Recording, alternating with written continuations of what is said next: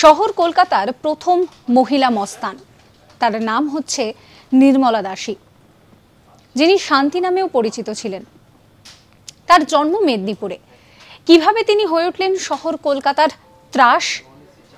তিনি মেদিনীপুরে জন্মেছিলেন, খুব ছোট তার বাবার মৃত্যু হয়। সেই সময় দাঁড়িয়ে তার পরিবার যখন একেবারে ভেবে পাচ্ছে না যে কি করবে, এক প্রতিবেশী এসে জানায় যে মেয়েকে বিয়ে দেওয়ার জন্য কলকাতায় নিয়ে যাবে। তার মা তখন ভাবলেন যে বাহ, এটা তো ভালো প্রস্তাব, মেয়েকে বিয়ে দেওয়া যাবে। মা রাজি হয়ে গেলেন এই সম্বন্ধে। এরপর শহর কলকাতায় পা রেখে তিনি বুঝতে পারলেন যে কোথায় বিয়ে, কোথায় সংসার, কোথায় স্বামী, কোথায় কি। তার কারণ তাকে একটা পতিতালয়ে বিক্রি করে দেওয়া হয়েছে। এরপরেই ধীরে ধীরে তিনি প্রেমে পড়লেন শৈলেন নামে এক অস্ত্র পাচারকারীর, এবং তারপর বলা যেতে পারে যে অস্ত্র ডিল করার গডমাদার হয়ে উঠেছিলেন তিনি। সেই সময় দাঁড়িয়ে রীতিমতন বিপ্লব করেছিলেন এই নির্মলা দাসী।